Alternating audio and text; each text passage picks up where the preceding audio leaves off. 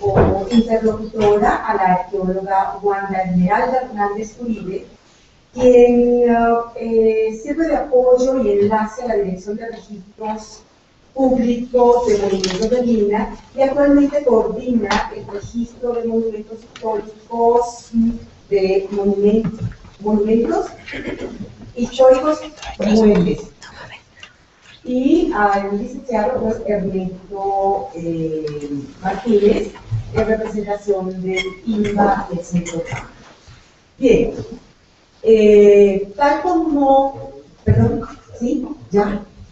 De alguna manera y en vinculación con las ponencias del día de ayer, creo que se pone de relevancia el papel que ejerce, en el caso de ayer, la participación de algunas políticas públicas en la visibilización de los profesionales de la vida de la antropología, y en este caso nuevamente el papel de las políticas públicas para cumplir con la misión de lograr las funciones básicas de registro y documentación de las colecciones en los distintos institutos y de las colecciones nacionales, en el caso de España.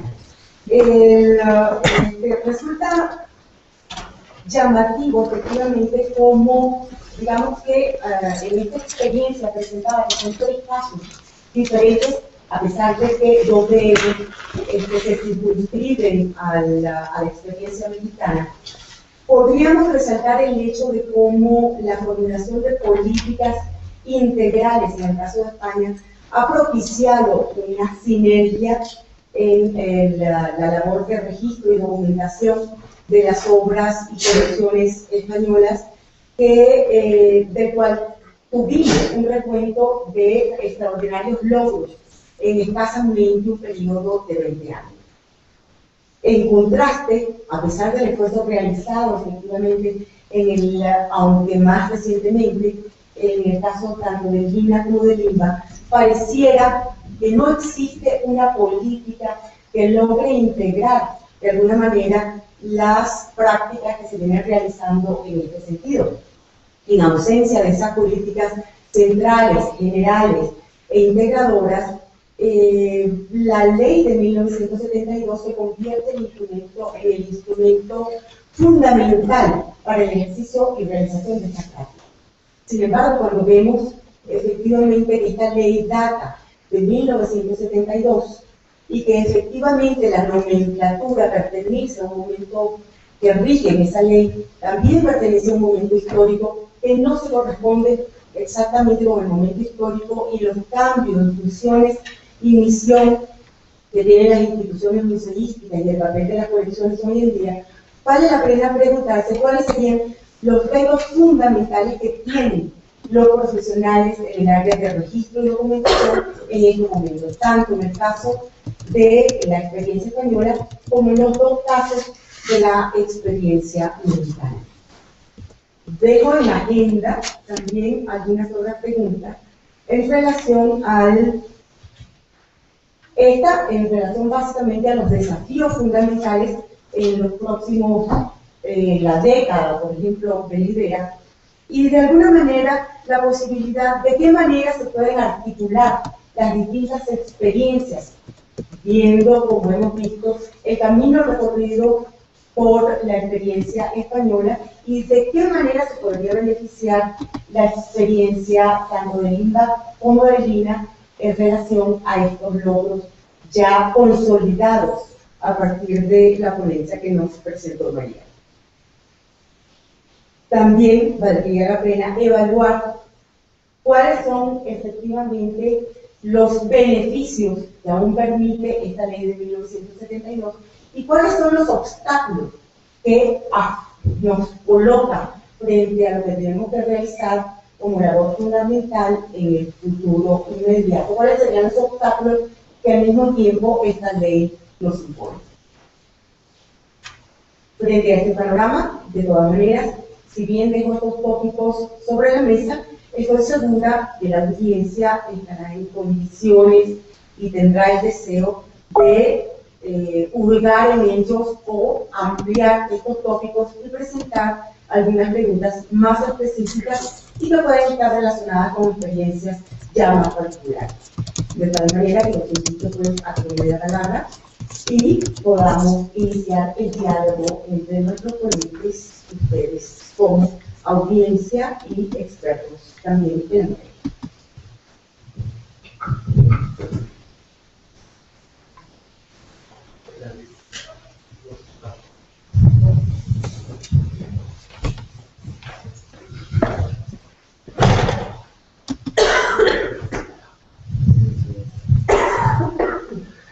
Bien, pues yo creo que la mañana de hoy nos permite, desde mi punto de vista, poner el dedo de llaga en un asunto que, por lo menos desde el punto de vista en el plano de los procesos formativos, no sé con qué tanta precisión lo estamos atendiendo, lo estamos tocando. Yo diría que finalmente, en función de lo que platicábamos ayer en la mesa y lo que ustedes nos han traído en la mañana de hoy, pareciera haber una distancia entre estos dos niveles de procesos. Yo me atrevería a decir que nosotros, por lo menos desde la estructura de contenidos del posgrado de museos, no estamos apuntando contenidos específicos en función de poder profesionalizar a personas que estén realmente capacitadas, que era algo de lo que ustedes mencionaban en la mañana, pero de manera transversal, capacitadas para poder hacerle seguimiento a estos procesos.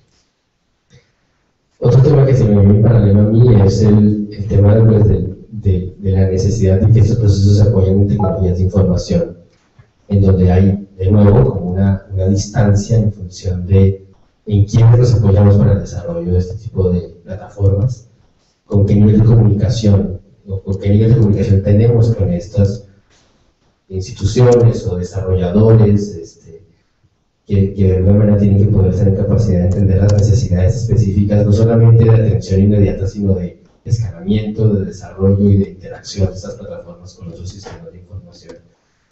Y un poco en ese sentido me gustaría que en los tres niveles de las tres experiencias nos pudieran contar un poco, o desatar un poco ese nudo de cómo esta ausencia de profesionalización en estos campos específicos de trabajo que tienen que ver directamente con el manejo del patrimonio, más allá de los museos, y como un poco las vicisitudes o no de la comunicación y la interacción con los especialistas que desarrollan la parte técnica de estos procesos en función de las necesidades que desde el punto de vista de la protección del patrimonio se dan, ¿no? Un poco contarnos eso me parecería interesante.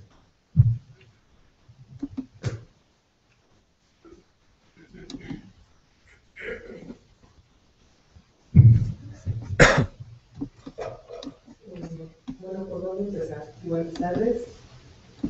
Acerca de los planteamientos que Jimena hacía, yo quisiera preguntar respecto a los retos que representa el momento en el que nos encontramos y el avance que ha habido, en este caso respecto al registro de monumentos paleontológicos, históricos y arqueológicos en el INAH. Pues bueno, creo que queda mucho por delante, como ya la arqueóloga Silvia Mesa apuntaba. El camino ha sido muy tortuoso desde muchas perspectivas. Tiene que ver incluso con las formas de la realidad de nuestro país, que a veces los procesos son lentos, son burocráticos. Entonces, bueno, el INAH desde esta perspectiva ha hecho un esfuerzo enorme, impulsado sobre todo por las observaciones de la Auditoría Superior de la Federación. Es decir, se tuvo que llegar a un punto culminante donde ya era ineludible tener que tomar cartas en el asunto y poder llevar a cabo una reorganización del registro de monumentos como una herramienta de protección, crearse una base de datos con todas las circunstancias que ella explicaba de manera precisa.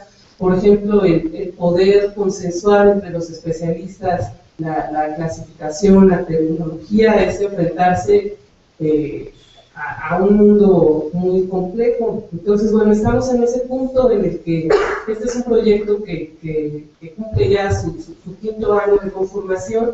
Tenemos ya un sistema en línea funcionando, casi en todo el país hay usuarios incorporando información. Sin embargo, lo que hemos visto y que es parte de lo que representa un reto para la institución, para el registro, es justamente, primero, difundir las prácticas de una cultura registral a nivel nacional en todos los ámbitos de manera vertical y horizontal, porque bueno, eso es casi nulo en el país si lo comparamos con otros registros. El registro civil, por ejemplo, tiene muchas deficiencias, en el sentido de que hay mucha gente, aunque eso pudiera no creerse, que no está registrada, por ejemplo, ¿no? que no existe, entonces, jurídicamente.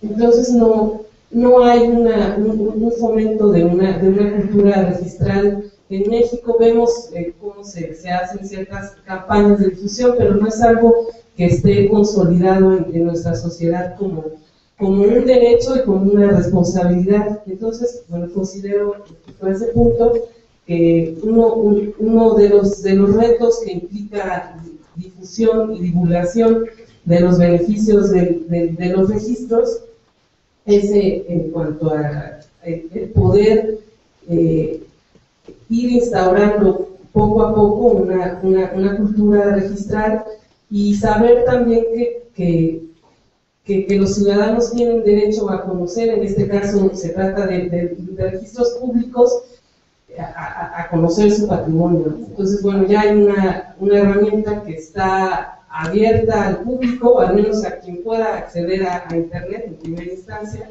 o a la web. Ese es uno de los puntos que considero primordiales, y el otro punto que también creo es muy importante, lo comparto con la ponente María, respecto a la normalización de los acervos, porque nuevamente algo que enfrentamos es que la información de muchos museos o instituciones o no existe, definitivamente no hay inventarios, no hay catálogos, o si los hay, ya están superados, no han sido actualizados. Entonces, como parte de esta difusión, lo que nosotros promovemos es que las diferentes instancias aprovechen o vean como una oportunidad de depuración y actualización de la información de sus acervos para incorporarlos al registro.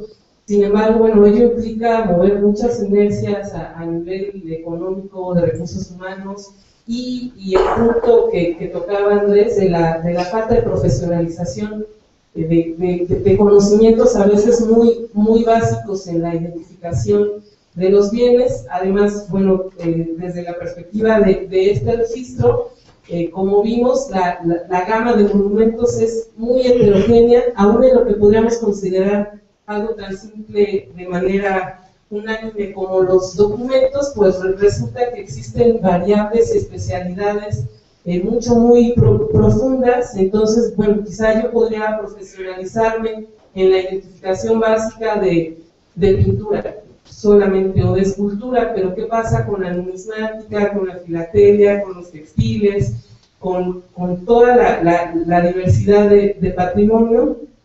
Entonces, bueno, creo que en el INAH es un área muy pertinente donde se promueven estas profesionalizaciones. Sin embargo, pues también creo que nos hace falta recorrer muchísimo camino, sobre todo pensando en la diversidad de patrimonio que tenemos en nuestro país. Y bueno, otra cuestión que yo considero como un reto es precisamente la falta de infraestructura, ¿no? Porque vivimos en un mundo donde la cuestión digital y virtual se habla todo el tiempo de ello. Sin embargo, bueno, esto también tiene un alcance limitado dentro de la población. Quizá cada vez se difunde más. Sin embargo, pues bueno, es algo que gradualmente ha ido creciendo, pero aún así la infraestructura en todos los sentidos es algo vital, y si no contamos con ello, pues no hay esa oportunidad de acercarnos a la socialización de la información a partir de cuestiones digitales. ¿Quieren comentar algo? Bien, respecto a lo que la doctora Jimena nos pedía que platicáramos sobre los retos, yo creo que uno de los grandes retos para el Instituto Nacional de Bellas Artes y en específico para el CENCORPAM sobre el registro público de monumentos y zonas artísticos está en poder abrir al público este registro y lograr que los coleccionistas particulares inscriban sus obras ahí, sin el temor de que esto va a ser como que el instituto se va a convertir como en un fiscalizador de sus colecciones. Pienso que es todo lo contrario. Les podemos apoyar en todas las tareas de conservación y restauro de esas piezas, no solo en saber quiénes las tienen, también nos interesa saber cómo fue la producción de estos señores de los autores con la declaratoria de monumento artístico de la nación. Sabemos que no vamos a llegar a conocer la totalidad de la producción, pero bueno, sí nos interesa conocer qué tanto fue lo que hicieron y quién los posee, con ánimos de estudio, con ánimos de pedir préstamos para exposiciones nacionales y extranjeras, donde interviene el Instituto Nacional de Bellas Artes. También como reto está el poder cumplir con la ley que nos está pidiendo que sepamos quiénes son los comerciantes y qué es lo que están haciendo y cómo están moviendo las obras con esta categoría. Respecto a lo que preguntaba también Jimena, como yo no hablaría de obstáculos de la ley, yo lo que creo, estoy seguro, es que hay que entrarle a la ley, hay que meterse a estudiar la ley y hay que hacer las modificaciones del momento histórico que estamos viviendo respecto a esa ley. Y aquí sí es cuando interviene un trabajo político con conocedores, con estudiosos del tema de la ley de monumento, para acercarnos a la Cámara de Diputados y proponer los cambios, y que realmente ahí cualquier diputado de cualquier color, de cualquier partido, se interese en esta problemática, y seguramente tendrá que hacerse mesas de trabajo para poder lograr estos cambios. En la ley hay instancias que se mencionan que ya no existen en el gobierno, y las multas, por ejemplo, ya creo que no funcionan. Hay muchas cosas que revisar y ver para poder actualizar la ley y que la ley permita que los coleccionistas se acerquen a estos registros, se acerquen a las instituciones y se sepa qué es lo que tienen y dónde está y cómo está, y que las instituciones, repito, apoyen en la conservación y, si es necesario, en el restauro. Andrés Triana hablaba de algo muy importante respecto a la tecnología.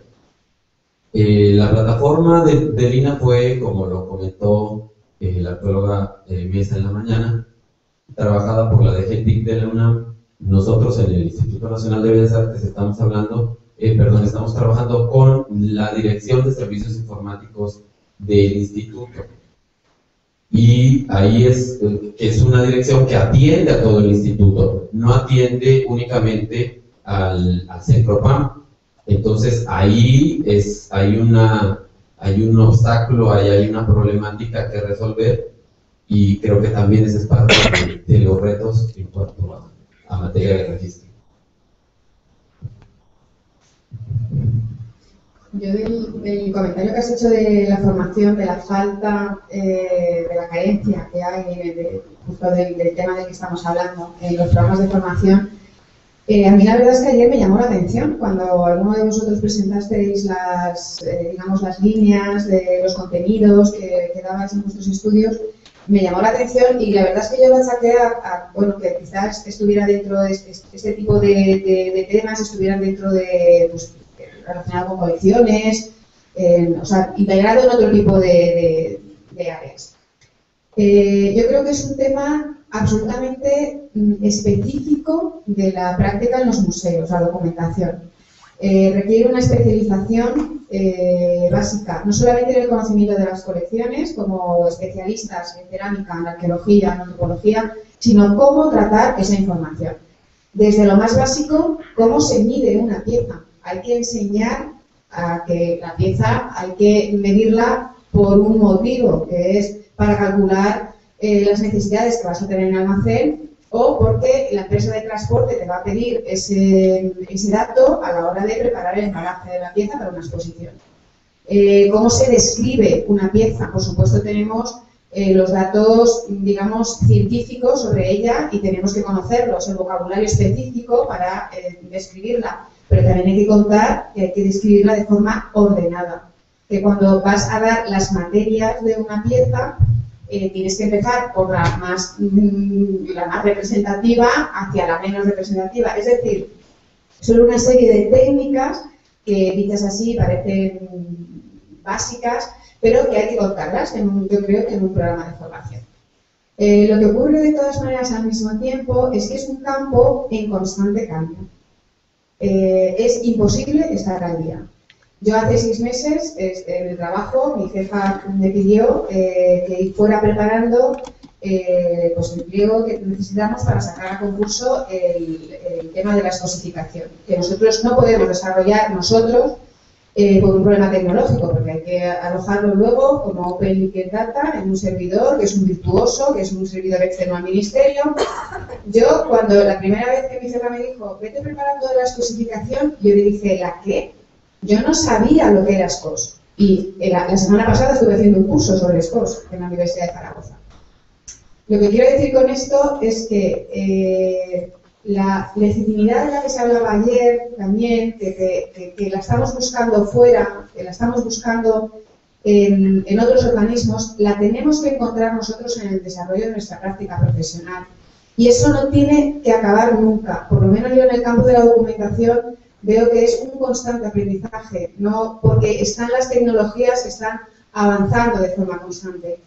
Nosotros tenemos una relación, os podéis imaginar, estrechísima con los informáticos. Sin ellos no podríamos hacer nada. Es verdad que ellos tampoco pueden hacer nada sin nosotros, porque nosotros somos los que aportamos los contenidos. Nosotros estamos participando ahora en un proyecto europeo que se llama Computación en la Nube. Y en el proyecto somos 34 socios y entonces participamos, unos cuantos son socios, digamos, técnicos, es decir, desarrollan tecnología, y otros somos agregadores de contenido. Nosotros aportamos información. Los que desarrollan tecnología, por ejemplo, desarrollan sistemas de geolocalización, que nosotros vamos a incorporar luego a nuestros sistemas de información. Lo que pasa es que si no tienes algo que geolocalizar, pues eso tampoco. Lo que quiero decir con esto es que tenemos que ir colaborando conjuntamente para ir desarrollando. Y para que esos desarrollos tecnológicos tengan un sentido, reviertan en el enriquecimiento de la información que estamos aportando al ciudadano. De cara a la formación también me gustaría incidir que aparte de las pautas técnicas, de los conocimientos específicos, creo que es muy necesario incidir y contar lo importante que es la documentación y el seguimiento de normas y criterios generales para todas las funciones del museo, pero fundamentalmente, ahora que estamos en la Escuela Nacional de Conservación y Restauración, para la preservación del patrimonio. Es una herramienta fundamental de conservación, casi la primera, porque el control documental, sin el debido control documental, no puede haber tampoco una adecuada conservación. Si no sabemos lo que tenemos, dónde lo tenemos, en qué condiciones lo tenemos, no podemos, poner en marcha los instrumentos necesarios para conservarlo. Nuestra relación, quería contar también con los informáticos, es muy buena. Nosotros hemos tenido la suerte de contar con una empresa que ha sido la que ha hecho el desarrollo de Domus, de nuestro sistema de información, Y esta empresa es la que lleva actualmente el centro de atención a usuarios y es la que realiza pues el mantenimiento perfectivo y evolutivo de la aplicación. Lo que ocurre es que ellos te hacen, digamos, desarrollo informático, pero obviamente tú tienes que saber contar qué es lo que quieres. Y eso lo tienes que saber tú. Ellos el primer día que tú planteas un desarrollo, ellos se sientan en la mesa con un papel en blanco a apuntar.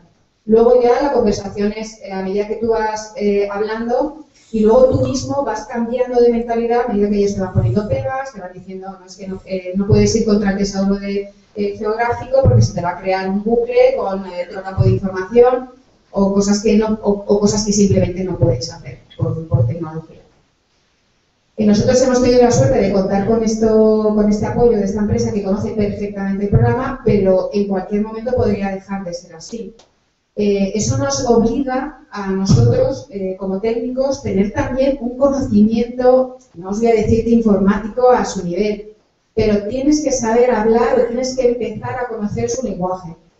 Entonces hay que hacer un intento, no quedarnos cada uno en su campo, los informáticos en lo suyo y los técnicos de museos. No, es que a mí solamente quiero hablar de contextos culturales o de descripciones. No, es que tenemos que hablar también del otro, porque el objetivo fundamental es que esto salga a la calle, que esto tenga una utilidad. Por eso yo creo que es muy necesario que en la formación se incida en esto, en la necesidad que hay de que haya un control documental, porque tiene una utilidad al final.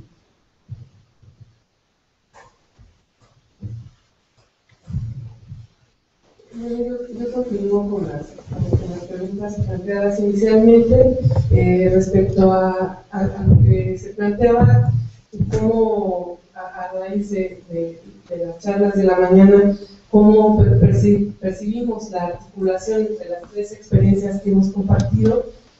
Yo lo que puedo decir, y lo comentaba hace un momento con María, al menos de manera personal, lo que ella expuso me ayudó como a vislumbrar hacia dónde vamos. Claro que hay peculiaridades muy particulares aquí. Sin embargo, pues bueno, hay muchos puntos de confluencia.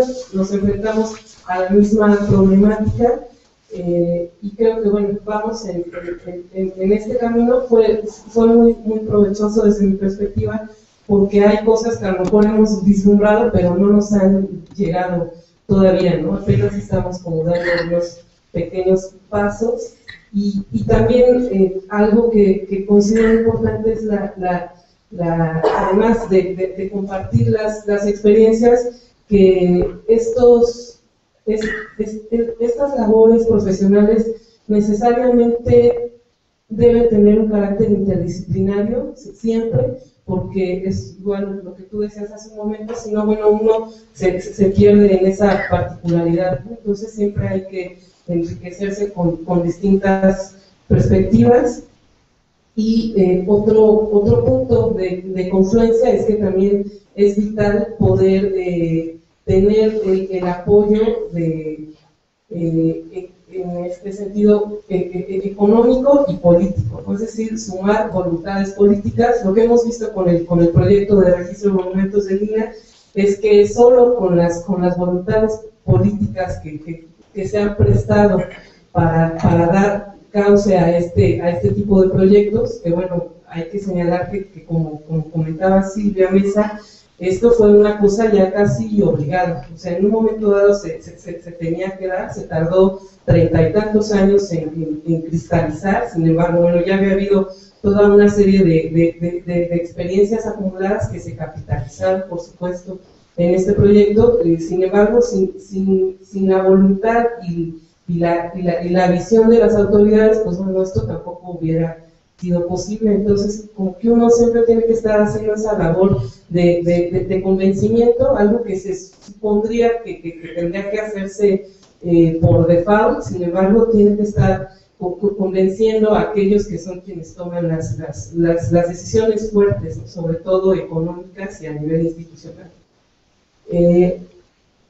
Y bueno, respecto a los beneficios, yo también coincido con el resto, no lo vería como obstáculo. Sin embargo, respecto en el marco legislativo que nos rige en nuestro país, yo lo que considero es que, bueno, hablar de una ley federal de monumentos es muy importante, porque hay países, si lo vemos desde una perspectiva amplia y propositiva, donde ni siquiera existe una ley sobre patrimonio. En ese sentido, nosotros contamos con una ley y además es a nivel federal.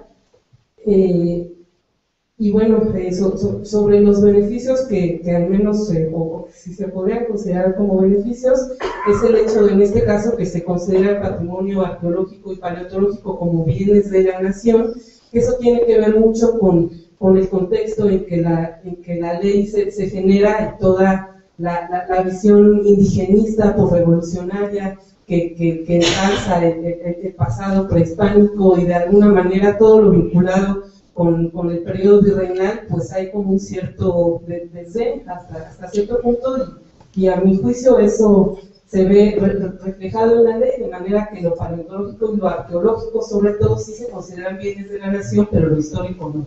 Existe el patrimonio federal histórico, en este caso, que es a raíz de la desamortización de la ley de desamortización, todo lo que está bajo custodia de asociaciones religiosas.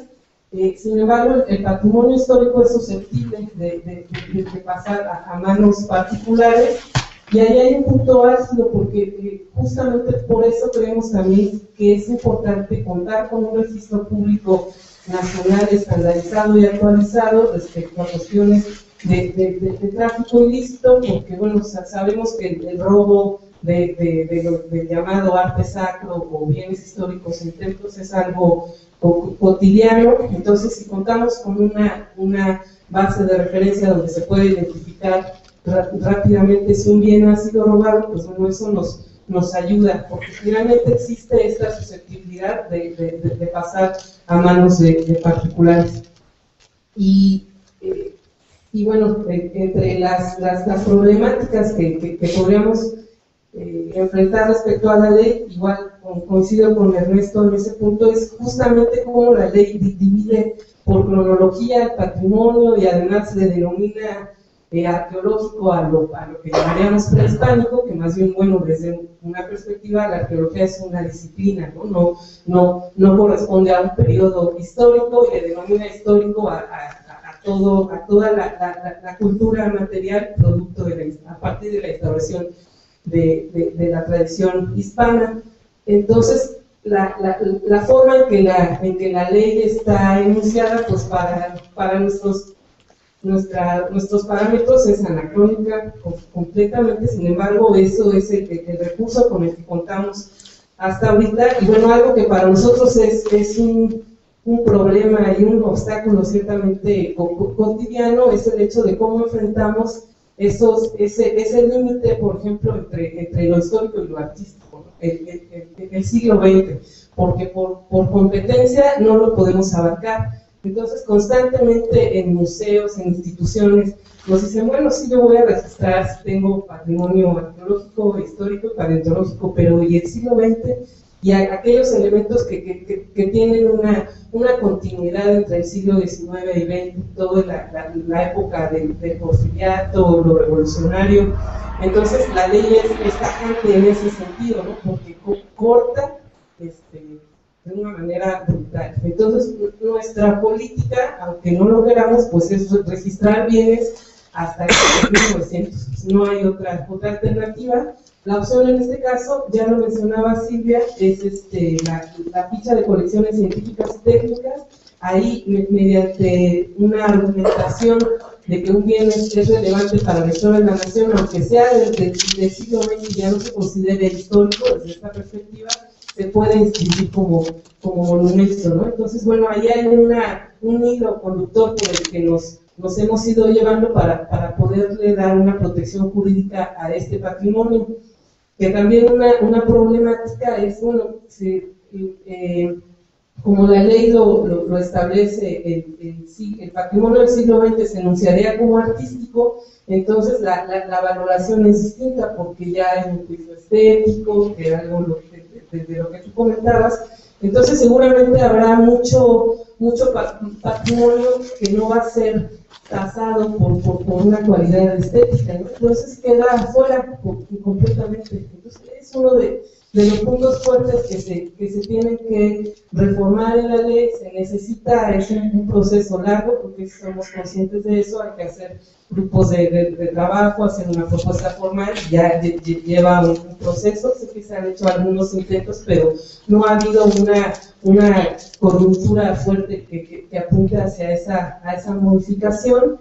Y otra problemática que enfrentamos también desde la ley, aunque bueno, hay un mecanismo interno que lo ha abordado, es la pauta al coleccionismo. Nuevamente, en este caso, no es que el coleccionismo sea malo, ¿no? El problema es más bien cuáles son las fuentes del coleccionismo. En este caso, nuevamente lo histórico es comercializable, pero los bienes arqueológicos y paleontológicos, pues muchos de esos materiales provienen de un saqueo que destruyen completamente el contexto y bueno, afectan absolutamente el conocimiento de esos materiales. Y solamente quisiera también agregar respecto a lo que nos reúne aquí el día de hoy, bueno, todo esto, cómo se aterriza en la práctica cotidiana de los museos y la museología. Desde mi opinión, al menos el trabajo que estamos haciendo en el registro público, si bien emana de un ámbito jurídico, al menos, y es una herramienta para la protección jurídica, básicamente, algo que hemos insistido mucho dentro del INAH y con algunas instancias especiales, es que el sistema de registro es para todos, no es del registro, sino que es una herramienta tecnológica para el control, la documentación y la gestión de los monumentos, más allá de los catálogos específicos y con ciertos matices metodológicos que se puedan hacer en los museos. Existe esta ficha básica de identificación donde alguien puede tener esa información en su computadora, en su escritorio, y poder dar un seguimiento sobre los distintos movimientos que va teniendo ese bien, y se van generando historiales. Y algo que yo considero importante, ya para concluir, es que también es necesario instaurar prácticas de responsabilidad y gestión. Es decir, si yo soy directora del Museo del Virreinato, cuando dejo el cargo, entrego a mi sucesor un acta de entrega-recepción donde viene documentado cada uno de los objetos de que le estoy haciendo responsable. Y eso es algo que lamentablemente no sucede y es algo que estamos tratando de instaurar poco a poco.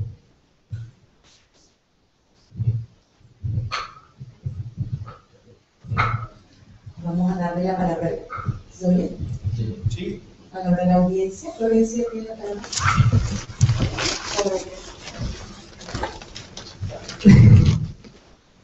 Mi nombre es Florencia Puebla. Yo estuve trabajando más de 5 años en la documentación de colecciones más que nada arqueológicas en Argentina. Hice esto, que allá las fichas son hechas o fueron creadas por el Instituto Nacional de Antropología y Pensamiento Latinoamericano, INAPL, que fue la misma institución también que hizo la Ley Nacional de Patrimonio. Y hablando anteriormente con Silvia y con Wanda, conozco de lo que están hablando y coincido en los retos que hay hacia un futuro y las falencias también que tienen. En Argentina tampoco hay gente especializada o capacitada en la sistematización de estas colecciones. De hecho, fuimos muy pocos los que podemos acceder a una capacitación intensiva. Lo demás es muy al azar. La normativa también es un problema muy grande que tenemos, ponernos de acuerdo de cómo llamar las cosas. Y yo que estuve del otro lado del sistema, digamos, les quería preguntar cuáles son para ustedes las falencias que les llegan desde las instituciones que tienen las fichas. No sé si se entendió.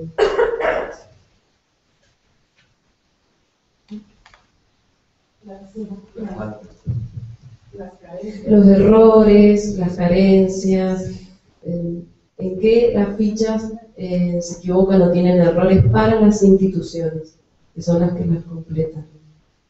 Bien, yo te voy a comentar sobre el caso del SIGROA, Sistema General de Registro de Obra Artística del INBA, que se migró a una nueva plataforma.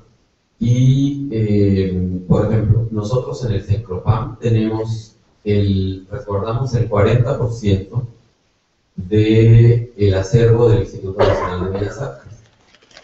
Y la carencia, más que estar en la ficha, está en la captura que se hizo. Obviamente yo no estuve ahí, pero parece que fue una captura azarosa, o quienes lo hicieron no fueron especialistas, de tal manera que, un caso para ejemplificar, necesitábamos ubicar una pieza y teníamos que era una fotografía. Fuimos a los planeros donde se supone que estaba la pieza y no aparecía. Y bueno, pues antes de levantar actas y llamar a testigos y ministerios públicos, etcétera, yo digo, bueno, vamos a buscar bien qué fue lo que pasó. Y lo que pasó era que estaba mal capturado la técnica, porque ahí era un grabado, no una fotografía. Entonces, con ese dato vas a buscarlo directamente donde se supone que tienes bien guardadas las fotografías. Entonces, ahí es donde está la falla. Nosotros actualmente estamos trabajando dentro del CENCROPAM con personas que se han dedicado, hay un equipo de trabajo en el área de conservación que se ha dedicado a revisar todas las fichas de las más de 20.000 piezas, 23.748, si mal no me falla el dato, una a una, y rectificando y recapturando. Pero para hacer esta recaptura, nosotros pensamos en contratar gente que supiera qué era lo que estaba haciendo.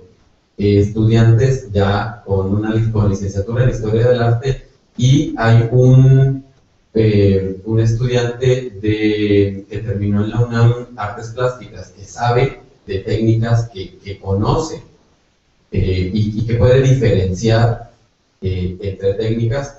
También nos hemos apoyado con maestros especialistas de la Escuela de la Esmeralda, sobre todo en trabajos sobre papel.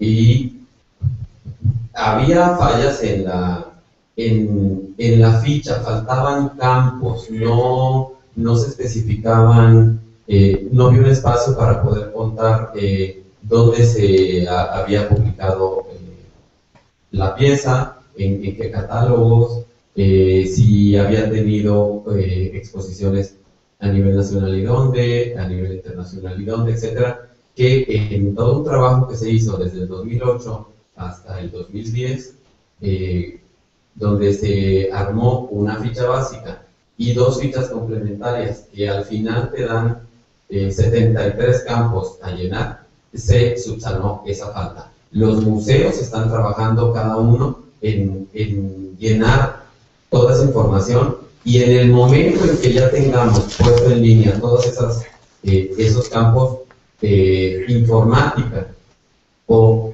a quien corresponda tendrá que ir migrando esa información de tal manera que se complete. Pero eso no quiere decir que no se esté trabajando, así como lo estamos haciendo nosotros en CENCROPAM, y que lo estamos capturando y resguardando en un archivo especial para luego pasarlo a informática. Lo mismo están haciendo los museos. Bueno, yo coincido con Ernesto. Justo uno de los problemas, en nuestro caso, nosotros recibimos información que la incorporamos desde el registro mismo, y por otro lado abrevamos sobre todo de información que los usuarios avalados por una institución incorporan al sistema desde todo el país. Pero sin duda, nuevamente volvemos al punto de la falta de profesionalización, porque la identificación de los materiales y las técnicas es una de las cosas más a la que nos enfrentamos más complejas. Por supuesto que hay cierto tipo de objetos que, bueno, es muy constante o muy fácil hasta cierto punto de identificar algunas cuestiones de esa naturaleza, pero hay otras, por ejemplo, en los documentos o en la fotografía, donde tiene que ser un especialista forzosamente el que lo haga. Y una de las carencias fuertes, y es algo que pareciera quizá inverosímil a estas alturas del siglo XXI, que nosotros tenemos es la falta de fotografías de buena calidad, con escala, nítidas, con fondos adecuados. Entonces pareciera algo increíble, sin embargo, tenemos un problema importante con las imágenes, y bueno, sobre todo importante cuando hablamos de identificación física, porque finalmente una descripción, pues bueno, siempre suele estar permeada de la subjetividad y de la interpretación del individuo, pero una fotografía, bueno, tiene cuestiones más fehacientes. Entonces, uno de los problemas graves es el fotográfico. Hay museos que pensaríamos que deberían tener todos sus objetos fotografiados por cada recoveco, sin embargo resulta que no cuentan con un acervo gráfico. Normalmente para el registro las fotografías se están tomando porque no hay una buena fuente de imágenes, y en el menor de los casos, pues bueno, sucede quizá esto de que puede haber para nosotros las marcas físicas que denominamos referencias vinculatorias son muy importantes. Los números de inventario, de catálogo, de excavación, de investigación que están marcados en las piezas, porque cuando tenemos piezas muy similares, pues las podemos distinguir ya sea por las señas particulares con que cuente, las ranuras, deterioros, etcétera, pero también con las marcas. Entonces nos ha sucedido que alguien se equivocó en poner una marca con un dedazo, así se validó la ficha, y a la hora de hacer una verificación, pues, es casi imposible dar con esa pieza. Entonces es uno de los problemas serios también que hemos tenido. Nosotros, que somos, digamos, servicios centrales y damos respuesta a las necesidades que nos plantean los museos, esa es nuestra función, recibimos todas las quejas. O sea, nosotros somos el centro de quejas. Nosotros tenemos un sistema de información potentísimo. Bueno, es que no me ha dado tiempo a enseñaros todo, pero es increíble la cantidad de información que ofrece la ficha de Domus. Información cruzada. Tiene un módulo de consultas que es alucinante, porque es que lo encuentras todo. Puedes hacer búsquedas en fases que te van eliminando registros y puedes encontrar cualquier cosa. Y aún así hay muchas pegas. Domus tuvo al principio mucha reticencia por parte de los especialistas. Tengo que decir también que muchas veces justificadas, o sea, no siempre nos hemos encontrado. Sobre todo, lo que más protestaron los especialistas al principio fue la reivindicación de los campos propios de su especialidad. Algunas veces con razón y otras no tanto. Es verdad, Domus siempre tiene algún campo para meter la información que tú tienes. Siempre hay algo donde puedes meter. Pero es que si tenemos un museo, que a veces ni siquiera es un problema de especialidad, a veces son prácticas, costumbres de un museo concreto, de un director concreto, que se ha acostumbrado a meter la inscripción en la descripción y no en el campo inscripción, que es donde hay que meterlo. Algunas veces están justificadas estas peticiones que nos hacen. Por ejemplo, en numismática. Nos pasó que en numismática nosotros teníamos un campo que era técnica, pero les tuvimos que permitir a ellos que metieran una cosa específica que hay en numismática, que es la posición de puño. Y les tuvimos que habilitar un nuevo campo dentro de características técnicas de la pieza. La posición de puño es un campo que solamente utilizan los numismáticos, porque es propio de esas piezas y está justificado. El peligro que tienen los sistemas de información en este caso es de convertirse en vez de normalizar, convertirse en una especie de repertorio sin límite añadiendo campos. Entonces, aunque a veces esté justificado estas peticiones que nos llegan de los especialistas, siempre hay que tomarlas y hay que estudiarlas despacio. Si se les puede dar otra respuesta, en vez de habilitarles nuevos campos, hay que intentar forzar al especialista para que intente normalizar, intente ajustarse a la estructura general, porque si no, la ficha de Domus o la ficha de cualquier sistema de información se nos va a convertir en algo imposible de manejar. También recibimos muchísimas quejas de los tesauros, de los listados de vocabularios. Es muy difícil que alguien que está acostumbrado a utilizar un determinado término reconozca la validez de otro. Eso es muy difícil normalizarlo. El tema de los vocabularios es muy, muy complicado. Hay otras veces que nosotros servimos, digamos, de guía para resolver dudas. No son protestas exactamente, no son dudas. Intentamos dar respuestas normalizadas. ¿Qué hacer? ¿Cómo dar de alta un fragmento? Por ejemplo, en arqueología es muy habitual. Nosotros decidimos en un momento dado que el fragmento en el objeto se iba a dar con el nombre del objeto al que pertenecía ese fragmento y no utilizando la palabra fragmento, porque considerábamos que era más, por ejemplo, si tenemos un investigador que está estudiando las ánforas, seguramente le interese recuperar en su búsqueda los fragmentos de las ánforas. Aunque luego tengamos otro campo para explicar que es un fragmento, pero que pueda recuperarse esa información dentro del campo ánfora. Todas estas cosas que nos llegan, que son dudas que nos llegan, cómo dar de alta una reproducción dentro del museo, bueno, pues se van solucionando a medida que van llegando y a veces se van cambiando. Pues de repente en 3 o 4 años te das cuenta que una norma que habías establecido no está funcionando, pues vuelta para atrás y hay cambios, protesta también de todos los especialistas, claro. Luego quería incidir en un tema que ha salido, que es el tema del error humano. Por muy tecnológico, bien desarrollado, fantástico que esté un sistema, siempre da pie al error. Yo me niego muchas veces a dar pie a peticiones, por ejemplo, es que yo quiero que cuando estoy vendiendo esta información me avise de que no la puedo meter porque esta pieza ya está... Bueno, pues estate pendiente. O sea, no podemos estar lanzando mensajes continuamente. O también se queja mucho de la información que hay. Habéis visto que en Domus hay mucha información como detrás. O sea, hay una información que aparece en las primeras pantallas y luego hay como varios niveles de información. Es que yo quiero que cuando abra la ficha me digas si la pieza está prestada o no. Pues vete al módulo de movimientos y lo ves. O sea, es que no, lo que no podemos estar es tampoco dando respuesta a necesidades tan puntuales. Hay que adaptarse también al sistema. Y yo quiero incidir en el error humano en una cosa que acaba de pasar en España, que en la Fundación Joan Miró se perdió un cuadro. Se ha formado un gran escándalo porque se ha perdido. El gran escándalo, la verdad, es que fue porque estuvo perdido, digamos, perdido entre comillas, el cuadro varios meses sin que se diera aviso a la policía. En cuanto se dio aviso a la policía, el grado apareció a los 2 meses porque estaba en las oficinas de transporte.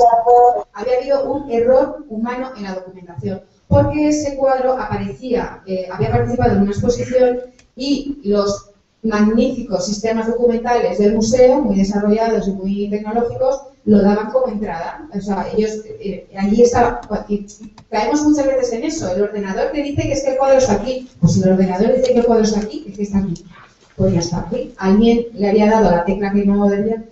Quiero incidir en esto porque tenemos siempre que tener esa responsabilidad de la que hablabas y ser conscientes de la necesidad de la importancia que tienen las tareas que tenemos entre manos. Porque una cosa así, efectivamente, pues hace que se traspapele una obra tan importante como esa.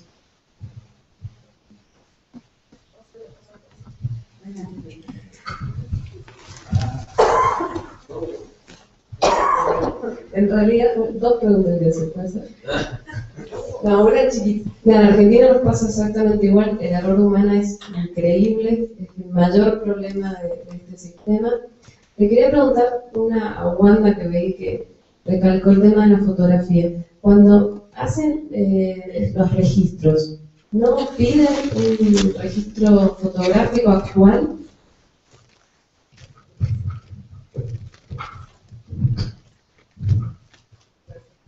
Bueno, pues sí, desde luego que es lo deseable, porque justo si estamos hablando de un registro público con fines jurídicos, lo que nos interesa es saber cómo se encuentra la pieza o el monumento en ese momento. El problema es que la realidad nos supera, entonces hay quizá un museo que te puede decir, bueno, yo voy a empezar a registrar, me urge hacerlo, hay una auditoría encima de mí, tengo 5,000 fotos de hace 20 años, y a lo mejor la pieza ya está rota, ya tiene otra problemática, y bueno, en esa marea no nos podemos detener a exigirle fotos actuales. Es lo deseable, se le recomienda, se le pide que en un momento, en cuanto pueda hacerlo, actualice la información. En algunos casos es deseable también que anoten observaciones y que la fotografía es de 1980. En muchos casos sí están tomando fotografías. Esto, a pesar, o sea, pareciera algo muy complicado, sin embargo, nuestras imágenes son en formato JPG, es decir, ni siquiera es un formato de alta resolución. Tiene las características mínimas para algo respetable. Pero aún así hay lugares donde ciertamente, por eso incidía yo en el punto de la infraestructura, ni siquiera cuentan con una cámara profesional para tomar una fotografía considerable. Entonces sí se les solicita, por supuesto, también se les dice que sea con escala la fotografía, porque a pesar de que están las medidas, pues bueno, la escala siempre es un referente visual inmediato.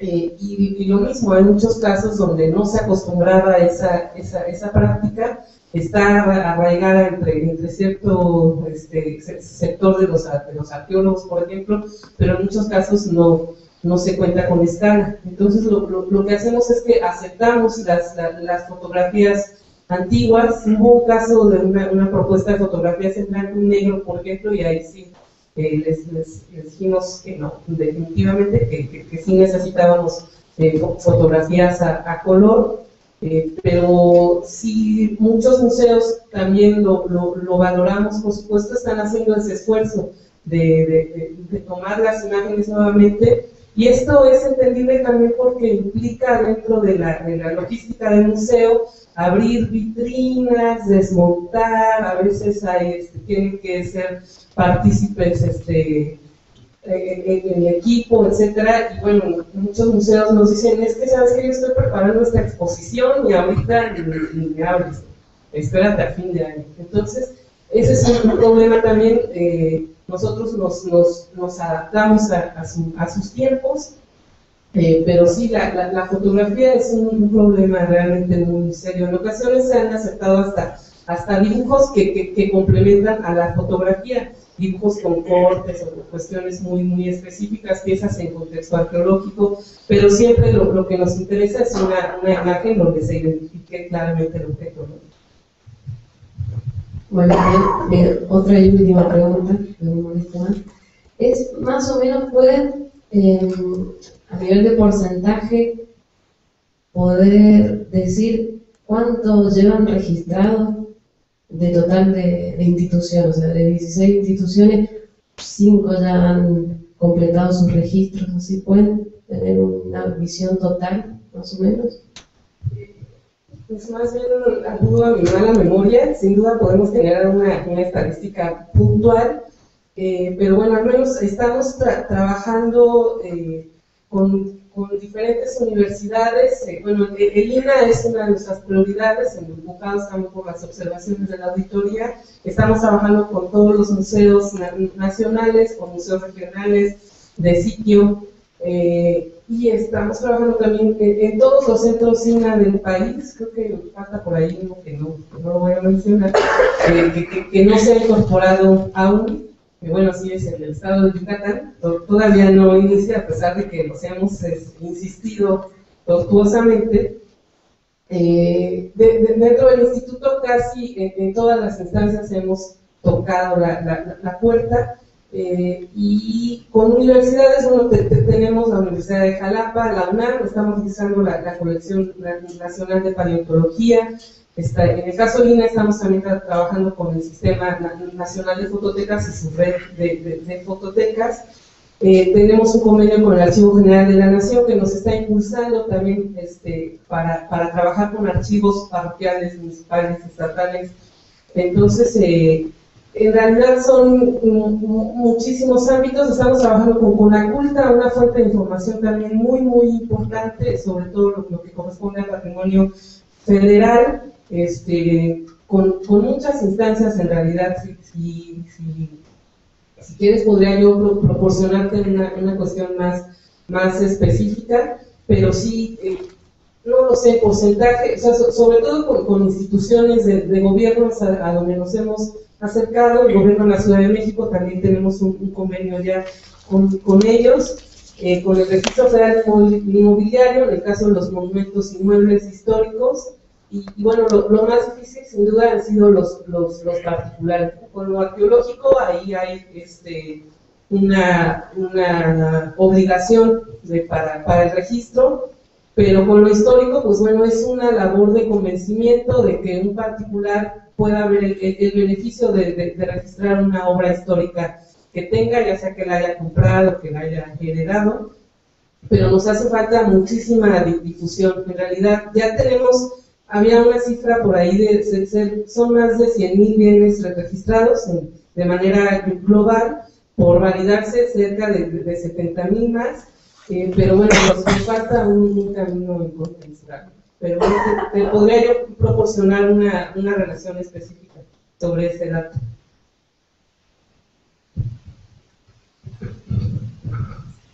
Milagro, ¿había pedido la palabra?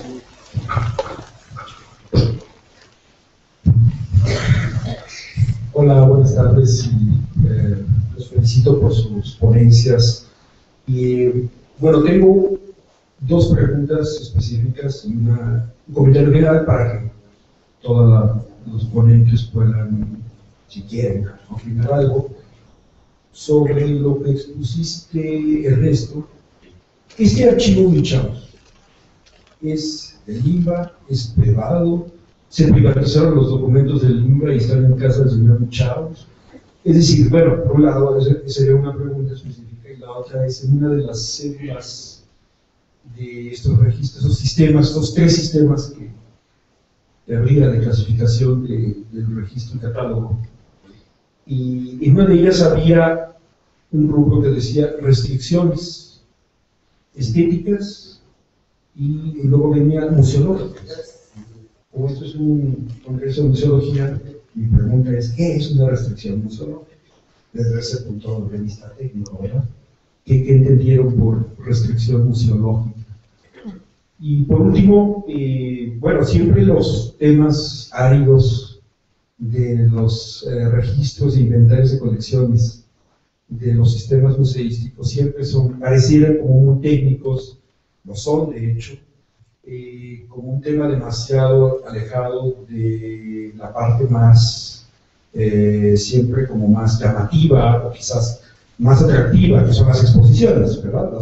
Es decir, por un lado están las expografías, pero por otro lado está este trabajo silencioso, como de caja negra, que es la memoria, al final de cuentas, de todos estos acervos.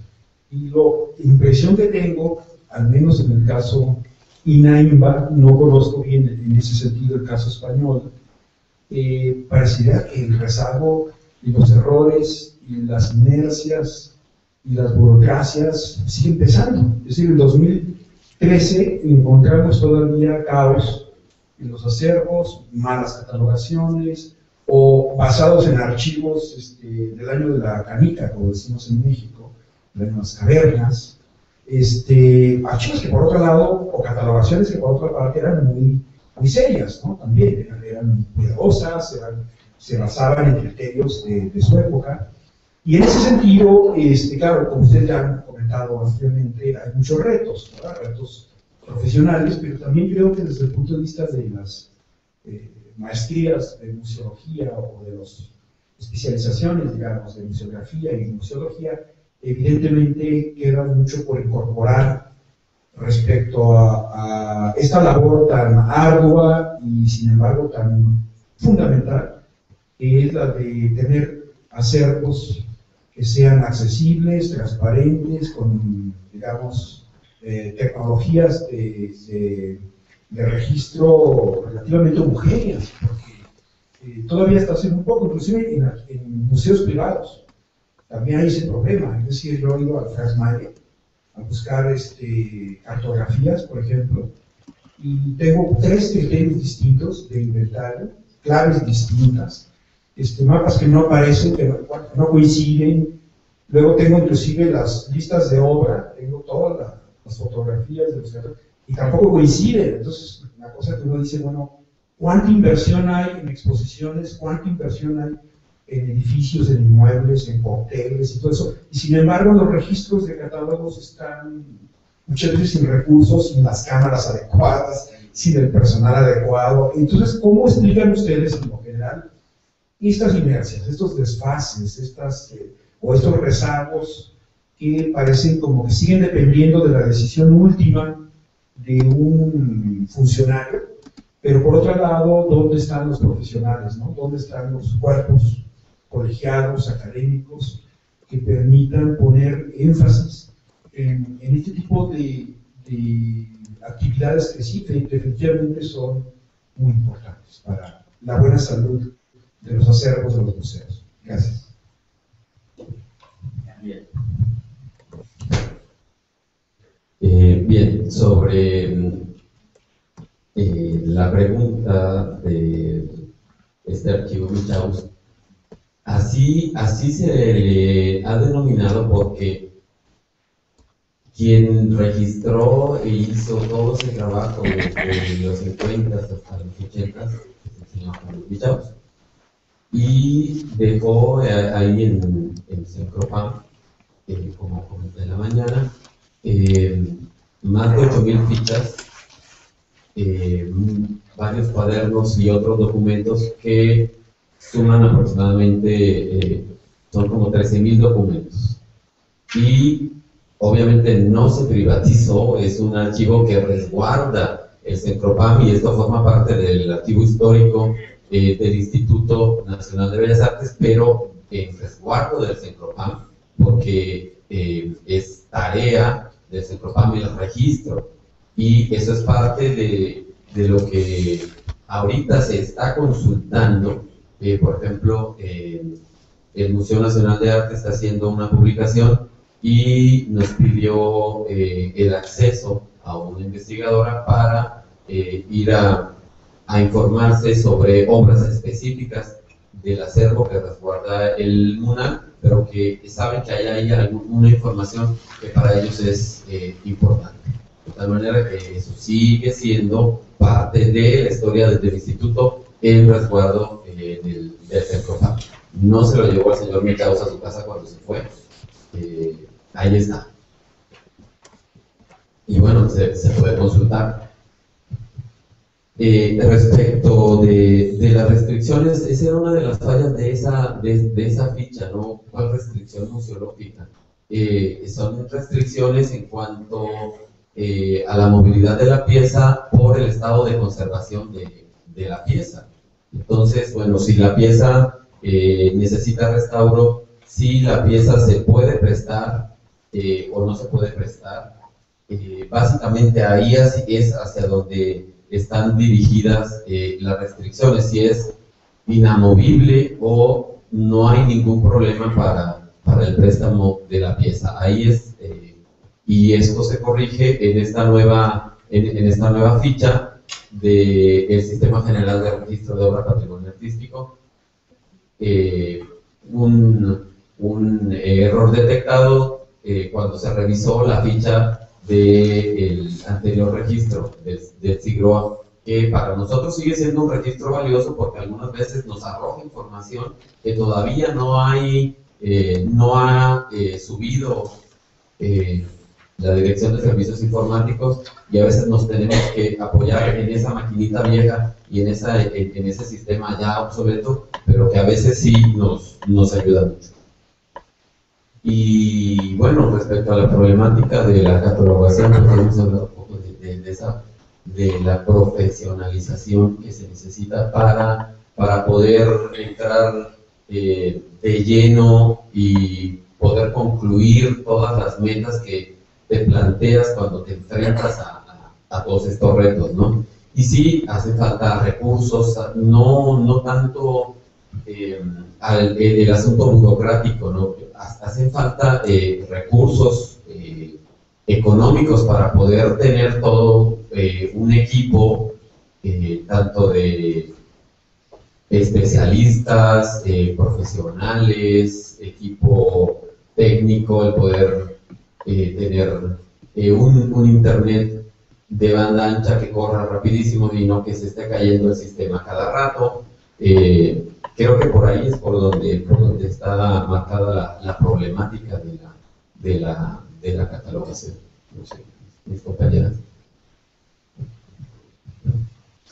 Yo de lo del caos que sigue existiendo en el campo de la documentación, en España no puedo decir que haya habido falta de recursos ni falta de apoyo presupuestarios, ahora mismo sí, obviamente, pero no en los últimos años. Ha habido ahí un esfuerzo, un apoyo muy importante para realizar campañas de catalogación, pero es que no se llega porque el volumen es inmenso y porque el trabajo estaba atrasado. Siempre lo ha estado. Las colecciones no han estado definitivamente y completamente catalogadas nunca. Nosotros, en los 16 museos que tenemos, de los aproximadamente 2 millones de piezas que tienen entre los 16, tendremos en el inventario unas 700.000. ¿Qué ocurre? Hay museos que tienen el 100% catalogado y que está en Domus el 100%, pero claro, es que son museos, el Museo de América tiene, por ejemplo, alrededor de 23.000 piezas y solamente el Museo Arqueológico tiene más de 1 millón. Entonces, claro, a nosotros nos lastran mucho las estadísticas, los museos arqueológicos, el Museo Arqueológico Nacional, el Museo de Arqueología Subacuática y el Museo Nacional de Arte Romano, que también es arqueológico. Estos museos, obviamente, por la dimensión que tienen de sus colecciones y por las características de estas, pues no tienen esos niveles de catalogación. Me parece también importante resaltar, y es una cosa que nosotros en las reuniones que hay con los directores de los museos se lo hacemos ver, hay que contar también lo que está visible, es decir, cuánto tienes catalogado y cuánto tienes en la calle. Es una estadística importante porque ahí ves realmente lo lejos que estamos de tener las colecciones visibles. Nosotros tenemos visible aproximadamente el 15% de las colecciones, estoy hablando de estos 16 museos. Es un porcentaje bajo, no es un porcentaje alto. Yo creo que el reto está ahí. El reto sigue siendo ese trabajo que hemos dicho esta mañana y es así, callado, que se supone, el problema es que se supone que ya está hecho, todo el mundo da por supuesto que eso ya está hecho, entonces ahora hay que dedicarse a hacer imágenes mejores, a hacer imágenes de alta calidad, a ponerlo visible web, a hacer el SCOS, o sea, ahora como que ya se supone que lo básico lo tienes hecho y te tienes que dedicar a otras cosas, y no es verdad. Yo creo que el reto por eso está, por supuesto, seguir avanzando en todos los niveles, no hay que tampoco olvidarnos y quedarnos atrás por intentar recuperar ese tiempo perdido, pero los museos tienen que seguir avanzando con su inventario básico, el más básico, el inventario, el control de las piezas más básico que hay. Pues bueno, yo quisiera comentar sobre el asunto de las restricciones. Igual no era una pregunta dirigida hacia lo que represento, pero en el caso del registro público de monumentos en el INAH existe, y es muy importante, la restricción sobre la ley de protección de datos personales. Entonces ahí sí eso es sagrado para nosotros la información de los particulares, más llamados coleccionistas, que jurídicamente se denominan concesionarios, en el caso del patrimonio arqueológico y paleontológico, pero bueno, esa es una de las restricciones importantes que nosotros tenemos. Y bueno, respecto al rezago, que ciertamente es un tema muy fuerte, yo creo que de entrada, normalmente más que aludir a un discurso autoadulatorio, es justamente que ser autocríticos, ¿no? Y mirar hacia atrás y ver que ciertamente el rezago es monstruoso. O sea, si ha habido buenos avances, ya hay un sistema, hace falta muchísimo por hacer, no solamente volviendo a la profesionalización, a la calidad de los datos, sino sobre todo a niveles más básicos como el asumir la responsabilidad que le toca a cada quien. Nos han tocado directores que no quieren hacerse responsables de las piezas, por ejemplo, ¿no? Entonces se les ha dicho, pues ¿por qué no dejas el cargo? Porque en verdad, pues hay un desconocimiento, ¿no? A veces pareciera que en un museo y bueno, pongo como ejemplo un museo, pero hay muchos más casos, pareciera que otras cosas son más importantes cuando el sentido de un museo es su público y su obra, pensaría yo. Entonces hace falta sensibilización, en ese sentido pareciera igual un lugar común decir educación, cultura, información, pero todo eso necesita todavía permear a muchísimos niveles, no nada más a los involucrados directamente. Y uno de los rezagos importantes que tenemos, por ejemplo, es el caso del patrimonio federal con la Iglesia. Entonces, bueno, hemos tenido un avance también loable, tenemos una relación con las asociaciones religiosas, hay en distintos centros SINA, en este caso, restauradores que han catalogado información en templos y la están incorporando al sistema. Sin embargo, seguro respecto a lo que hay allá afuera, lo que es visible es muy poco todavía, ¿no? Hay cosas que quizá ni siquiera nos imaginamos. Entonces, bueno, ahí hay un rezago impresionante todavía. Creo que el INAH tiene una responsabilidad enorme en ese punto. Y bueno, coincidir también en que una de las cosas en las que nosotros hemos como tocado la llaga es que, al menos en el caso del instituto, y seguramente aplicará con otras instancias, que los investigadores, pues bueno, finalmente son servidores públicos, ejercen dineros del erario público a través de sus proyectos, entonces están obligados a dar también un producto de ese dinero social que se ejerce.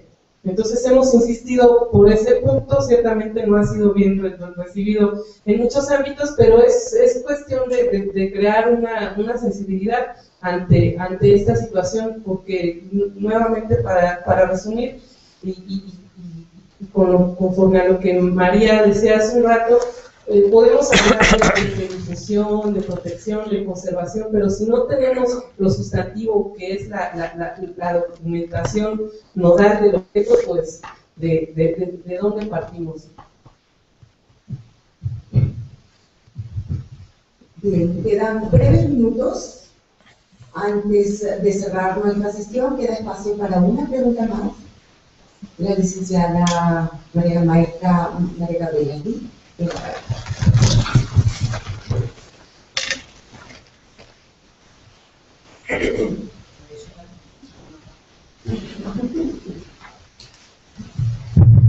Una pregunta, muy rápido. Era un comentario ligando la pregunta de Gerardo, la última, que decía que cómo veíamos pues estas inversiones que se hacen en los museos, y un poco con la reflexión que hizo María de los directores de museos. Creo que aquí hay algo importante. Es decir, yo no sé cómo pasa en España, pero en México, si nosotros revisamos los presupuestos de los museos, en los presupuestos generales nunca está el rubro de registro, documentación, catalogación, conservación y restauración menos. Es decir, el Centro Nacional de Conservación de Limba ha batallado constantemente con los directores de museos. Lástima que aquí no hay ninguno, porque siempre es nuestra batalla para decirles, a ver, entendemos que las exposiciones son importantísimas, pero las exposiciones se hacen con los acervos. Y si los acervos no están en condiciones y si no podemos seguirlos, pues, ¿cómo llevamos, cómo vestimos si la columna vertebral está chueca, ¿no? Ha sido una batalla tremenda para que los presupuestos generales que van a los museos haya algo destinado a esta sistematización de la documentación y del registro y de las colecciones. Es un ámbito que todavía nos cuesta mucho, por lo menos en los museos del Instituto Nacional de Bellas Artes, conozco algunos de ellos y sé que también adolece un poco de esto. Entonces, los centros de conservación o los especialistas, que además es un trabajo realmente muy grato, porque no se ve, pero es titánico, luce más una exposición que un sistema de registro o una plataforma de colecciones, así está. Cuando nos llaman como si fuéramos funciones de bombero, ¿no? Entonces, pues ya se tiene que presentar una exposición, una retrospectiva de Frida Kahlo, pero las dos Fridas tiene un desprendimiento en la capa de pintura. Entonces, pues hay que meter la restauración. ¿Y de dónde sacamos el dinero de la restauración? Si el dinero ya está invertido en la exposición. Entonces, sí es importante que concienticemos, no solamente directores, investigadores, curadores, conservadores, que hay que seguir insistiendo en que los museos tienen que dedicar parte de su presupuesto para esto, porque si no, no lo vamos a lograr. Si solamente se lo dejamos si los museos no inciden en que es importante este trabajo, solamente los conservadores no pueden hacerlo, o los registradores, o los que llevan adelante la parte de documentación. Eso es un poco, cuando tú decías, cómo se invierte el dinero en varias cosas, ¿no? En este rubro se invierte muy poco. Es costoso, pero se invierte muy poco. Si hubiésemos empezado a invertir desde hace 15 años, aunque las plataformas tecnológicas fueran evolucionando, tuviéramos ese trabajo que comenta María, que es un trabajo de años rezagado, que estuviera mucho más adelante. Quisiera hacer un comentario. Pues yo estoy un poquito como los Torres en la barrera, pues porque es como una representación de Colombia ante otras experiencias. Realmente no soy la más experta en explicar lo que ha sucedido en Colombia, pero sí quisiera decirles que una de las cosas importantes sería una plataforma unificada, no dos plataformas tan diferentes, plataforma que entren las diferentes colecciones, que lleguen a entrar hasta las de ciencias que no son nombradas acá, porque esos actos de unificación, fíjense, yo de todo lo que he visto acá en el seminario, es que son como núcleos todos separados, donde no se hablen unos a otros, ni comparten ni tecnología, ni saberes, ni conocimiento. Ahorita lo están haciendo, pero no sé después qué pase, si cada uno vuelve a su casa y no pasó nada. Creería que es importante esa parte de la plataforma. Lo que les cuento de Colombia, colecciones colombianas, que definitivamente el Ministerio de Cultura, como lo expliqué antes, le da la responsabilidad al Museo Nacional y es quien trabaja colecciones colombianas. Yo estuve trabajando con el Museo de Arte cuando iniciaron esas colecciones colombianas que comenzaron en el 88, 89, y nos regalaban no solamente a los museos del Estado, sino a todos los museos que pudieron entrar en esa primera plataforma, que era muy precaria y con unos computadores muy precarios, un computador a cada institución, porque ni siquiera pues existían, era como los primeros computadores además, y capacitaron a una persona del museo, porque en ese momento ni siquiera hay maestría ni nada por el estilo, se metió una capacitación de cómo poder ir registrando sus colecciones y obligándolos a ser responsables de eso y de ser partícipes de una nación. No sé, hay muchos errores y cada vez se cambian más, y sé que nosotros criticamos mucho todo, y en Colombia pues hay mucha discusión sobre esas plataformas. De hecho, la Luis Ángel Arango, que tiene unas colecciones de unos acervos tan importantes de arte contemporáneo, el Museo del Oro, etcétera, pues compraron hace no mucho Museum Plus, y pues es una plataforma muy buena también que funciona para muchas colecciones, lo que significa que si en Colombia todo se convirtiera en el Museum Plus, pues sería maravilloso, porque es entrar a todas las reservas y a todas las a estos inventarios. Sé que lo que hay acá es inmenso, es de un trabajo bárbaro, es el menos reconocido, como cuando el teatro tras bambalinas todo lo que pasa, o en una exposición que toda la belleza está allá en la exposición, pero nadie sabe todo el trabajo que hay para que eso suceda. Pero yo sí creería que no es tan complejo si se les da las responsabilidades también a otros, porque si ustedes son los responsables hasta de la fotografía, pues eso es muy complicado. Pues yo creo que los museos tienen que asumir sus propias responsabilidades con certeza, pues, visto sin ser experta. Sí, un comentario sobre lo que acabas de decir. En el caso del Instituto Nacional de Bellas Artes, quien registra, a partir de toda una serie de documentación que debe llegar al Cencropam, al lado de la obra, es el Cencropam. Los museos no dan número de registro, los museos no dan nomenclatura, los museos no toman la fotografía. Cencropam se encarga de revisar la documentación. Si no tenemos el acta de la donación o de adquisición, si no tenemos cierta documentación completa y en regla, nosotros no podemos, porque así nos lo indica el manual de procedimientos, no podemos darle número de registro a la pieza, porque estaríamos cayendo en falta, y en faltas administrativas imputables a quien a la cabeza del centro y a quien lo ejecute, ¿no? Entonces nosotros tenemos que recibimos la documentación, recibimos la pieza, y el último paso es el dictamen del estado de conservación de la pieza que hace Cencropam.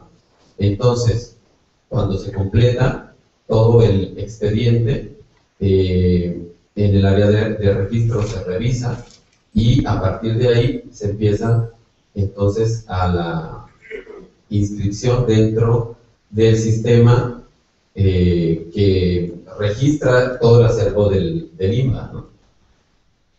Y ahí hay que hacerle, como te decía, la fotografía, o sea, todo. Ojalá nos llegara a nosotros ya todo listo como que para subirlo. Es un trabajo de verdad titánico, es un trabajo que no se ve. Luego regresamos la pieza al museo con un documento que dice: señor director, usted ya no tiene 528 piezas, le estamos enviando 3 más, tiene 500, y ahí va el número exacto de lo que él está resguardando. Y una vez al año, el Cencropam hace la revisión de los acervos, y de manera aleatoria, obviamente se le avisa al director el día 15 de noviembre, personal del Cencropam, adscrito al área de registro, hará la verificación física de las piezas. Es una verificación aleatoria y se hace en base al número de piezas. En algunos recintos es muy rápido y muy fácil, porque el laboratorio de Alameda, ahí en la Alameda Central, tiene 7 piezas, entonces en una hora lo haces. Pero cuando te toca ir al Museo Nacional de la Estampa, que tiene más de 11.000 piezas, Ahí entonces es cuando te tardas para poder hacer esa verificación, pero es obligación estar haciendo esa verificación año con año. Se levantan actas, se levantan minutas y se continúa con los archivos.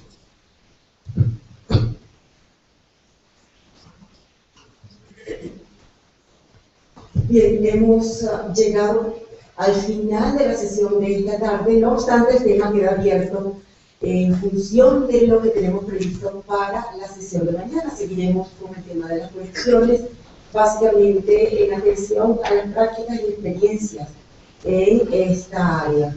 Creo que es muy difícil hacer o recoger un cuerpo de conclusiones. Yo creo que en esta materia todo está abierto, todo está sometido a revisión, y es como el libro de Ariadna. Sabemos eventualmente cuándo comenzó, pero realmente no sabemos dónde está el final.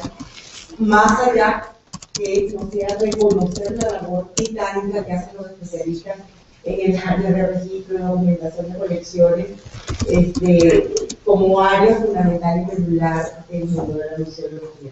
Queremos agradecer a María Carrillo, a Silvia Mesa, y Wanda Hernández y a Ernesto Martínez por compartir su experiencia con nosotros en el día de hoy.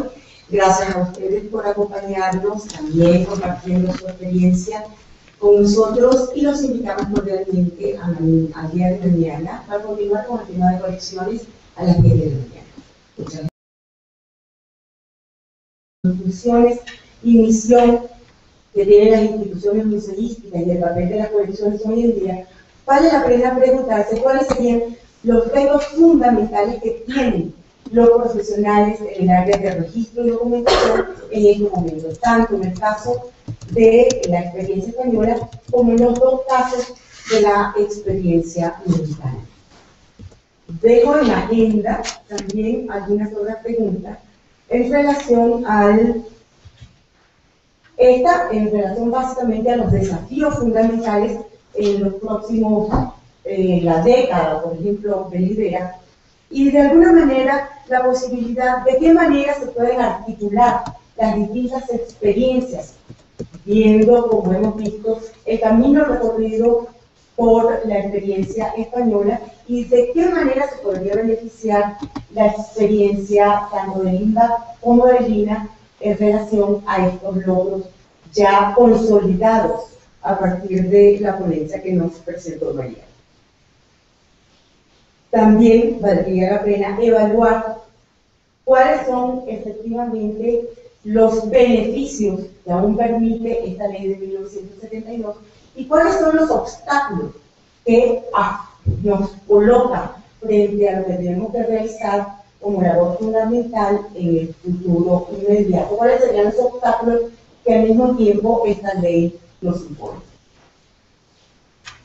Frente a este panorama, de todas maneras, si bien dejo estos tópicos sobre la mesa, estoy segura que la audiencia estará en condiciones y tendrá el deseo de hurgar en ellos o ampliar estos tópicos y presentar algunas preguntas más específicas y que pueden estar relacionadas con experiencias ya más particulares. De tal manera que los invito pues a que me dé la palabra y podamos iniciar el diálogo entre nuestros ponentes y ustedes como audiencia y expertos también en el medio.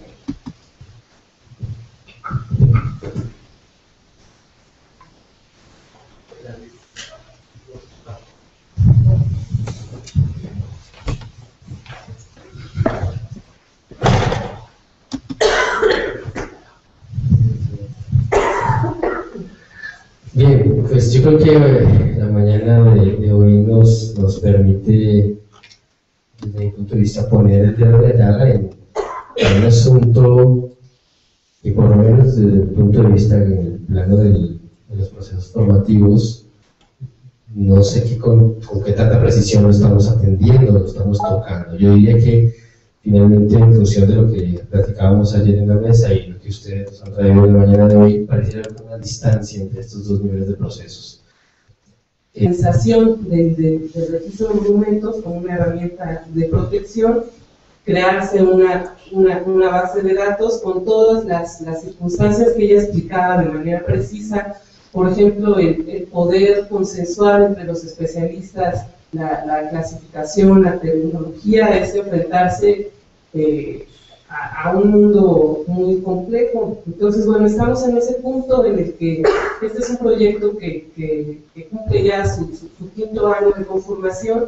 Tenemos ya un sistema en línea funcionando, casi en todo el país hay usuarios incorporando información. Sin embargo, lo que hemos visto y que es parte de lo que representa un reto para la institución, para el registro, es justamente, primero, difundir las prácticas de una cultura registral a nivel nacional en todos los ámbitos de manera vertical y horizontal, porque bueno, eso es casi nulo en el país si lo comparamos con otros registros. El registro civil, por ejemplo, tiene muchas deficiencias, en el sentido de que hay mucha gente, aunque eso pudiera no creerse, que no está registrada, por ejemplo, que no existe, entonces, jurídicamente.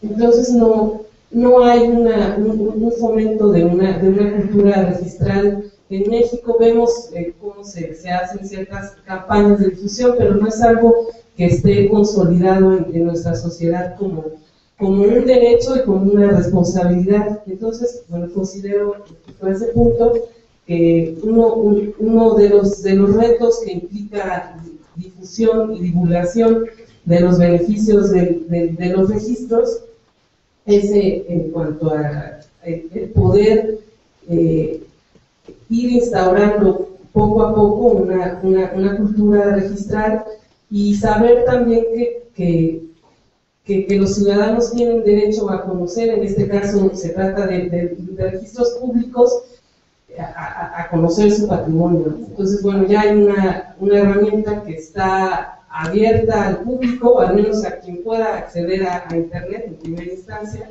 o a la web.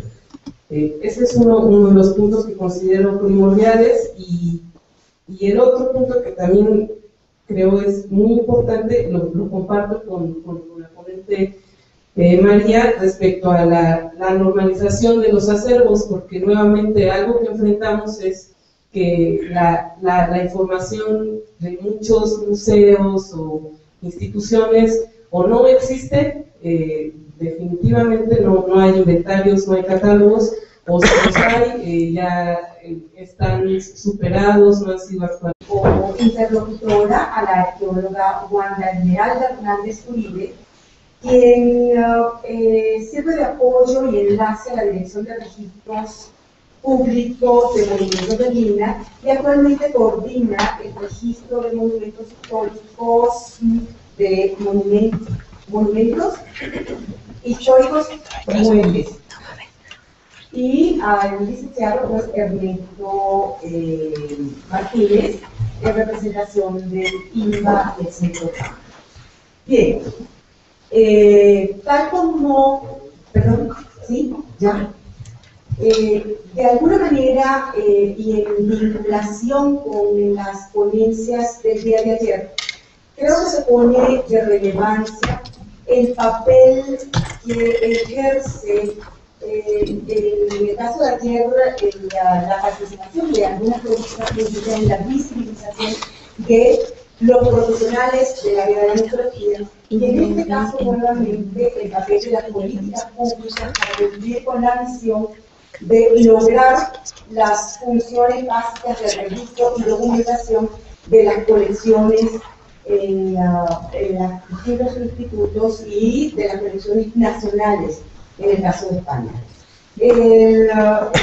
Resulta llamativo efectivamente como, digamos que en esta experiencia presentada, que son 3 casos diferentes, a pesar de que 2 de ellos se circunscriben a la experiencia mexicana, podríamos resaltar el hecho de cómo la coordinación de políticas integrales en el caso de España ha propiciado una sinergia en la labor de registro y documentación de las obras y colecciones españolas, del cual tuvimos un recuento de extraordinarios logros en escasamente un periodo de 20 años. En contraste, a pesar del esfuerzo realizado efectivamente aunque más recientemente, en el caso tanto del GINA como del INBA, pareciera que no existe una política que logre integrar de alguna manera las prácticas que se vienen realizando en este sentido. En ausencia de esas políticas centrales, generales e integradoras, la ley de 1972 se convierte en el instrumento fundamental para el ejercicio y realización de estas prácticas. Sin embargo, cuando vemos efectivamente que esta ley data de 1972 y que efectivamente la nomenclatura pertenece a un momento que rige en esa ley, también pertenece a un momento histórico que no se corresponde exactamente con el momento histórico y los cambios. Yo me atrevería a decir que nosotros, por lo menos desde la estructura de contenidos del posgrado de museos, no estamos apuntando contenidos específicos en función de poder profesionalizar a personas que estén realmente capacitadas, que era algo de lo que ustedes mencionaban en la mañana, pero de manera transversal, capacitadas para poder hacerle seguimiento a estos procesos. Otro tema que se me viene en paralelo a mí es el tema pues, de la necesidad de que estos procesos se apoyen en tecnologías de información, en donde hay, de nuevo, como una distancia en función de en quiénes nos apoyamos para el desarrollo de este tipo de plataformas, con qué nivel de comunicación, o con qué nivel de comunicación tenemos con estas instituciones o desarrolladores, que de alguna manera tienen que poder tener capacidad de entender las necesidades específicas, no solamente de atención inmediata, sino de escalamiento, de desarrollo y de interacción de estas plataformas con otros sistemas de información. Y un poco en ese sentido me gustaría que en los tres niveles de las tres experiencias nos pudieran contar un poco, desatar un poco ese nudo de cómo esta ausencia de profesionalización en estos campos específicos de trabajo que tienen que ver directamente con el manejo del patrimonio, más allá de los museos, y como un poco las vicisitudes o no de la comunicación y la interacción con los especialistas que desarrollan la parte técnica de estos procesos en función de las necesidades que desde el punto de vista de la protección del patrimonio se dan, ¿no? Un poco contarnos eso me parecería interesante.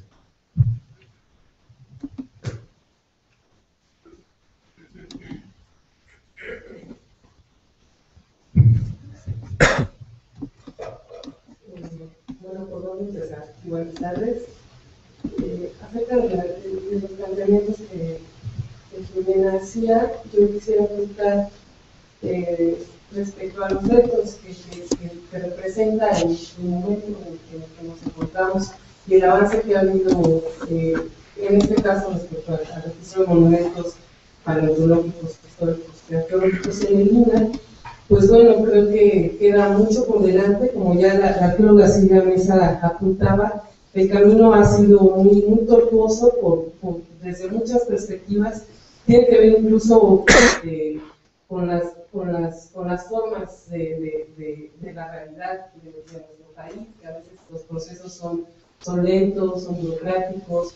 Entonces, bueno, el INAH desde esta perspectiva ha hecho un esfuerzo enorme, impulsado sobre todo por las observaciones de la Auditoría Superior de la Federación. Es decir, se tuvo que llegar a un punto culminante donde ya era ineludible tener que tomar cartas en el asunto y poder llevar a cabo reorganizados.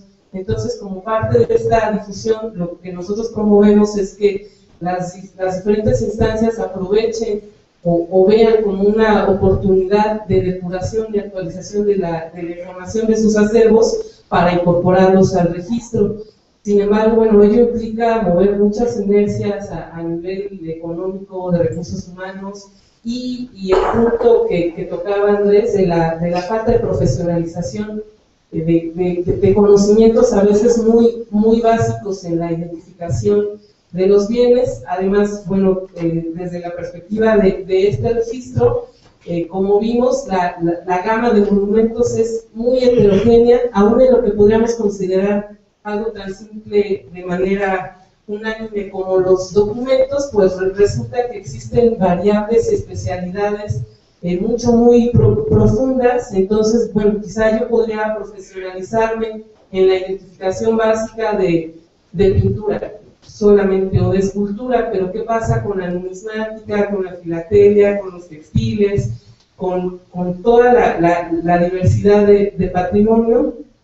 Entonces, bueno, creo que en el INA es un área muy pertinente donde se promueven estas profesionalizaciones. Sin embargo, pues también creo que nos hace falta recorrer muchísimo camino, sobre todo pensando en la diversidad de patrimonio que tenemos en nuestro país.